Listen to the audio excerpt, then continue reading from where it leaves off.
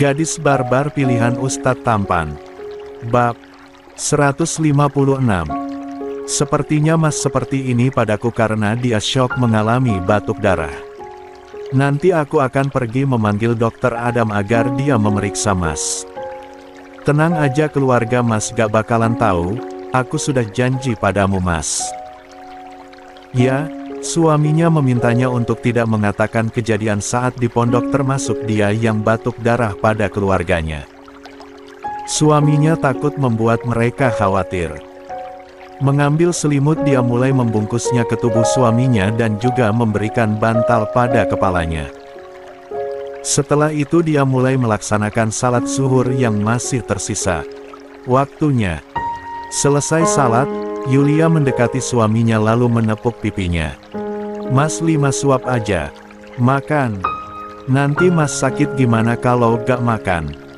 Aku gak mau Mas sakit, jadi makan ya. Aku tahu Mas udah bangun, buka matanya sekarang. Aku juga gak akan makan walaupun perutku terus bersuara jika Mas gak makan. Akhirnya kedua mata hitam Ikram terbuka.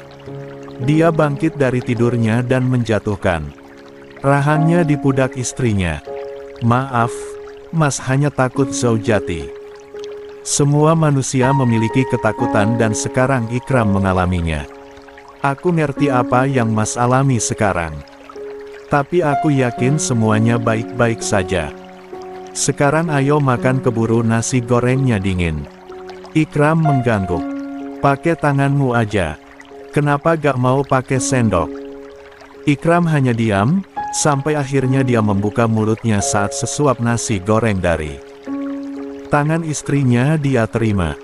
Kamu juga harus makan. Biar Mas yang suapin kamu. Yulia tidak protes. Dan dia tahu sekarang kenapa suaminya menginginkannya pakai tangan, karena menggunakan tangan makanannya akan sangat enak, apalagi dari tangan orang yang kita cintai. Nasi goreng buatanmu selalu enak Zaujati. Pujian sederhana namun membuat Yulia tersentuh. Kalau enak makan lagi. Aku buatnya banyak karena aku mau sepiring berdua sama Mas. Piring yang penuh dengan nasi goreng itu akhirnya habis tak tersisa. Yulia memberikan susu buatannya pada suaminya. Aku sengaja gak buatin Mas teh manis karena Mas terlalu keseringan minum teh, jadinya susu deh. Kamu duluan yang minum nanti Mas. Mas dulu baru aku. Ikram mau tak mau meminum susu hangatnya itu lalu Yulia pun ikut meminumnya. Sampai habis. Alhamdulillah. Terima kasih atas rezekimu hari ini pada kami ya Allah. Ikram berniat ingin berdiri namun Yulia mencegahnya. Tetap di sana. Yulia masuk ke kamar mandi lalu memberikan wadah berisikan air untuk suaminya. Cuci tangannya. Padahal Mas baik-baik aja Zaujati. Enggak, Mas sedang sakit. Apa Mas gak sadar wajah Mas pucat gitu loh. Aku akan panggil dokter Adam ya Mas biar dia periksa kondisi Mas. Nanti sore Mas akan ke UKS pesantren. Sekarang Mas butuh tidur karena kepala Mas pusing.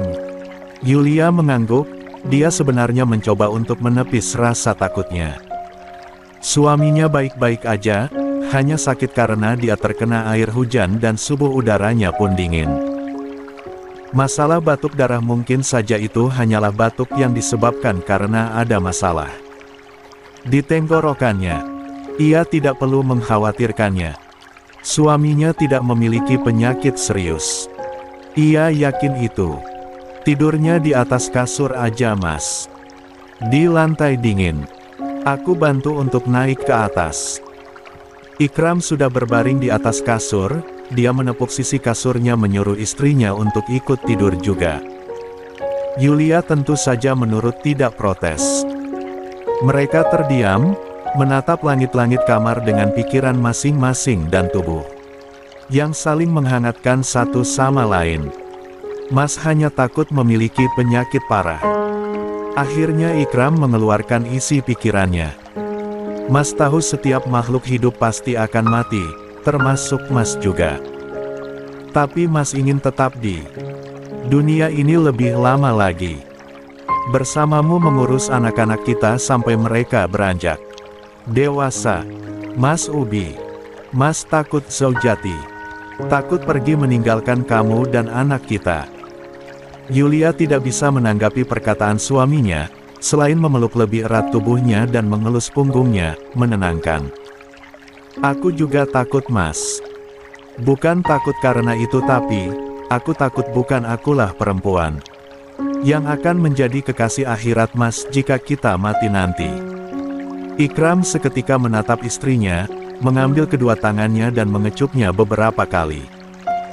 Pasti kamu sayang karena hanya kamu satu-satunya yang Mas inginkan di dunia ini, bukan perempuan lain. Amin Allahumma amin. Dan kedua pasangan halal itu akhirnya tertidur. Dengan posisi yang masih sama, saling memeluk satu sama lain.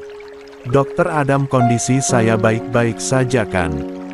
Tanya Ikram dengan raut wajah cemasnya. Tidak ada yang perlu Ustadz cemaskan.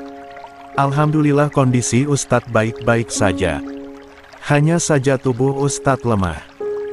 Jika Ustadz istirahat dengan benar pasti Ustadz bisa pulih dengan cepat. Ikram belum lega akan perkataan dari Dokter Adam. Terus bagaimana dengan batuk darah saya dok? Itu juga tidak perlu dikhawatirkan. Tidak ada penyakit yang serius, hanya masalah saluran pencernaan. Saya sarankan perbanyak minum air putih dan juga hentikan mengonsumsi teh manis, juga minuman manis lainnya yang mengandung gula mulai dari sekarang, demi kesehatan Ustadz sendiri. Sekarang Ikram bisa menghela napas lega. Dia terus mencemaskan kondisi kesehatannya, ternyata dari saluran pencernaannya hingga tenggorokannya sakit dan mengeluarkan batuk darah. Dia juga jarang meminum air putih dan banyak minum teh manis, wajar saja seperti ini. Terima kasih Dokter Adam. Saya lega sekarang. Alhamdulillah, saya kira saya memiliki penyakit yang serius. Ini obat Ustadz juga harus minum 3 kali sehari sebelum makan agar saluran pencernaan Ustadz tidak terganggu lagi. Jangan terlalu banyak pikiran yang memicu stres pada otak, Ustadz. Dan juga, dokter tampan yang memakai kacamata bening itu mengambil sesuatu di laci kerjanya. Saya yakin Ustadz susah bab kan, minum ini agar bab Ustadz lancar. Obat Laktulax sirup. Itulah yang Dokter Adam berikan pada ustadznya ini. Wajah Ikram memerah karena malu, dia tadi ingin mengatakannya tapi Dokter Adam lebih dahulu peka. Baik dok, sekali lagi terima kasih. Ikram keluar dari UKS sambil memasukkan obat ke saku jubahnya. Mas bagaimana? Mas, baik-baik aja kan? Kenapa juga aku gak boleh masuk ke dalam? Mas pasti rahasiain sesuatu dariku. Ikram tersenyum tipis, mengelus kepala istrinya dengan gemas. Alhamdulillah gak ada yang perlu kita khawatirkan sayang. Mas hanya ada masalah di saluran pencernaan, karena itulah memicu Mas batuk darah tadi siang. Mas kekurangan air putih dan malah sering minum teh manis. Dokter Adam menyarankan Mas untuk berhenti mengonsumsi teh manis. Tuh kan apa aku bilang jangan kebanyakan minuman teh manis. Mas tetap aja ngeyel minum teh jadinya gini kan. Iya maaf. Mas akan berusaha untuk tidak minum teh manis dan memperbanyak minum air putih aja. Yulia mengambil obat di saku jubah suaminya. Ada 5 pil obat, juga 1 botol obat cair dengan kemasan berwarna ungu. Botol obat ini untuk apa? Ah itu jangan ditanya sayang. Cuman obat biasa aja kok. Perempuan yang memakai gamis krim itu memicingkan matanya. Mas menyembunyikan sesuatu dariku ya? Enggak sayang. Ini obat untuk saluran pencerahan dari Dokter Adam. Susah bab ya? Ikram tidak menjawab dan langsung merebut botol obatnya. Setelah itu dia pergi dengan wajah yang memerah karena malu. Yulia hanya bisa tertawa kecil. Kenapa harus malu? Wajar kan kalau bab gak lancar? Tapi aku lega karena Mas Ubi baik-baik aja. Alhamdulillah ya Allah, aku benar-benar lega. Mas Ubi tunggu. Jalannya jangan cepat-cepat atuh, kakiku kan pendek gak lebar kayak Mas. Istri dari seorang ustadz sekaligus cucu kiai kok kelakuan kayak gak punya adab. Iya bener, Ustadz Ikram sampai stres loh ngadepin tingkah istrinya yang kayak anak kecil. Bukan gak punya adab lagi, tapi dia selalu langgar perintah suami. Padahal letak surga istri itu ada pada suaminya. Tapi lihatlah bukannya taat, ini malah selalu langgar perintah suami. Ustadz Ikram gak beruntung punya suami kayak Yulia.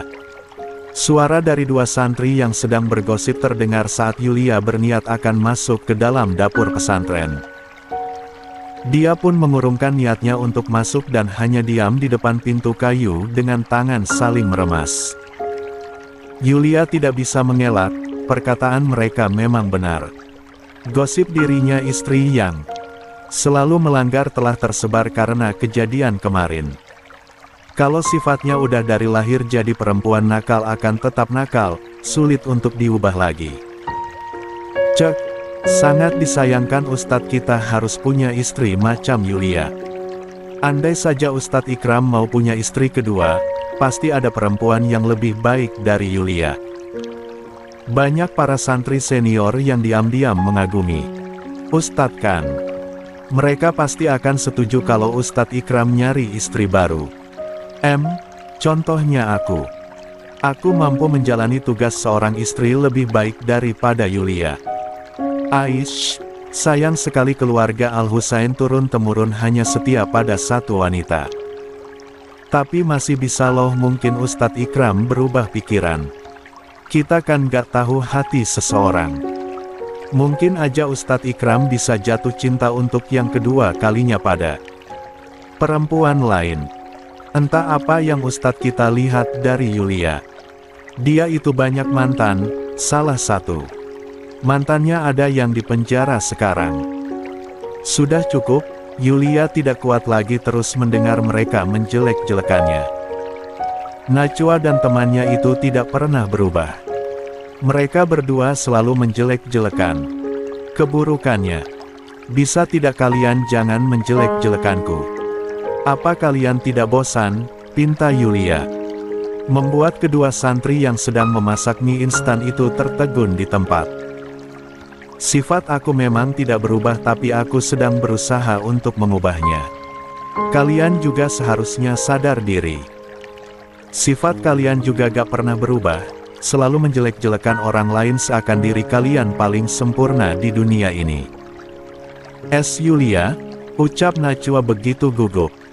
Dia takut perempuan ini mengadu pada pengurus keamanan. Tenang saja aku gak cupu kayak kalian. Semua perkataan kalian memang ada benarnya tentangku. Aku memang istri yang gak taat pada suami, selalu melanggar perintahnya. Tapi bisa tidak jangan menjelek-jelekkanku di belakang. Perkataan kalian benar-benar menyakiti perasaanku. Mungkin karena efek hamil Yulia begitu sensitif, hatinya pun lemah tidak sekuat dulu. Dia dulu bisa menamparkan mereka berdua, tapi sekarang tidak. Setelah mengatakan itu Yulia pergi, meninggalkan kedua santri itu yang kini terlihat penyesal. Melihat Yulia yang seperti putus asa, bukan Yulia yang menantangnya lagi. Seperti dulu, timbul perasaan bersalah di hati mereka. Yulia, kamu habis dari mana? Ayo ikut aku ke belakang pesantren. Karena hujan lebat kemarin sayur-sayuran yang para santri tanam harus kita cabut. Seru Hawa. Yulia tersenyum tipis. Kamu dan yang lain aja, aku mau menemui suamiku pagi ini. Baiklah kalau gitu. Tapi aku dan yang lain ada di belakang pesantren ya. Yulia mengangguk 2 kali. Melambaikan tangannya pada Hawa yang sudah pergi. Pasti temannya yang lain sudah ada di sana. Umi Husna dan Ning Wardah tentu saja ikut juga memetik sayuran di belakang bersama para santri yang lain. Jika tidak dipetik sekarang maka sayurannya takut terkena hujan lebat lagi. Dan mungkin akan banyak kerusakan. Yulia juga ingin ikut pasti menyenangkan tapi dia memiliki kewajiban yang lain. Mas Ubi, teriaknya setelah berhasil menemukan keberadaan suaminya. Ternyata dia ada di halaman pesantren, melihat bunga yang rusak akibat hujan. Kenapa Mas ada di sini? Pria yang memakai jubah hitam itu mendongak lalu tersenyum tipis. Mas sedang membuang tanaman yang rusak sayang. Sayang sekali hujan kemarin membuat tanaman yang tukang kebun susah-susah buat malah harus rusak dalam semalam. Kenapa Mas yang membersihkan tanamannya, kan ada Pak Satro? Pak Satro sakit perut jadi Mas yang lakukan. Mas juga gak ada kerjaan hari ini. Yulia ikut berjongkok lalu membantu suaminya mencabut tanaman bunga yang telah rusak. Zaujati jangan, tangan kamu kotor nanti. Mendingan kamu ke belakang pesantren aja. Bantu Umi petik sayuran Gi. Dua-duanya pekerjaan yang buat tanganku kotor Mas, dan pilihanku bantu Mas. Lagi pula Mas sendirian yang kerja jadi aku harus ikut bantu. Seorang istri meringankan beban suami, pahala untuknya dan aku ingin pahala itu. Kalau gitu ambil plastik di belakang Mas. Di sana ada sarung tangan, pakai ke tangan. Kamu biar gak kotor nanti. Yulia mengangguk tidak banyak protes. Mas masih sakit. Mau aku bawain obat? Tanya Yulia saat mendengar suara batuk dari suaminya kembali terdengar. Nggak usah. Mas udah minum tadi obatnya. Mendingan Mas duduk aja, biar aku yang cabut tanaman yang rusak. Aku gak apa-apa kok, tubuhku segar juga. Malahan kata dokter Syera aku harus banyak gerak. Ikram terlihat ragu namun akhirnya dia duduk di rerumputan sambil memijat kakinya yang pegal. Terlalu lama berjongkok membuat kakinya kesemutan. Pagi ini tubuhnya tidak sesehat biasanya. Mau aku pijat Mas? Gak usah, kamu selesaikan aja tugasnya. Dikit lagi selesai itu. Baiklah. Nih. Yulia memberikan permen yang masih tersisa pernah suaminya berikan. Saat di pondok tua, Dokter Adam kan cuman bilang Mas jangan minum yang manis-manis tapi permen bisa. Kan? Makan Mas. Syukron Zaujati. Mas Ubi pernah bermimpi seorang perempuan gak? Tanyanya tiba-tiba mulai fokus. Pada pekerjaannya, pernah, perempuan itu aku ya. Ikram menggeleng pelan sambil memakan permen dari istrinya. Tidak sadar binar kebahagiaan di mata Yulia perlahan redup. Perempuan itu siapa? Rahasia. Mas Ubi jawab.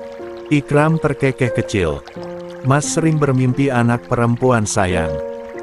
Dia memanggil Mas dengan panggilan yang selalu kamu panggil pada Mas. Ubi katanya, lucu banget kan? Gak ada selain itu. Ada. Kamu. Selain aku. Ada. Umi. Selain Umi. Ikram mendekat lalu mengusap keringat di dahi istrinya setelah membuka sarung tangan. Kenapa nanya terus? Aku takut ada perempuan asing yang hadir dalam mimpi Mas. Dan aku juga takut bukan. Akulah kekasih akhirat Mas nanti setelah kita mati. Gak ada sayang. Selain kamu, anak perempuan itu dan Umi. Tapi Mas pernah bermimpi Mbak penjual nasi Padang. Mungkin karena Mas rindu nasi Padang yang ada di dekat rumah kita sayang. Mas aku serius. Mas juga serius. Tadi malam aja Mas mimpi beli nasi Padang ke Mbak penjualnya. Jangan cemburu, Mbaknya kan udah punya suami dan 3 anak yang udah SMP sama SMA. Yulia merenggut tapi bibirnya tersenyum, begitu lega karena suaminya tidak pernah memikirkan perempuan lain berarti. Perasaan Mas tolong jangan berubah padaku ya Mas Ubi. Aku juga akan jadi istri yang setia dan gak akan pernah ninggalin Mas. Istrinya ini begitu membingungkan namun Ikram mengangguk walaupun dia tidak tahu apa penyebab istrinya seperti ini. Jangan angguk aja, bilang ia gitu. Naam sayangku. Perasaan Mas akan tetap sama, dulu sekarang dan selamanya. Hanya kamu satu-satunya perempuan yang mengisi hati Mas bukan yang lain.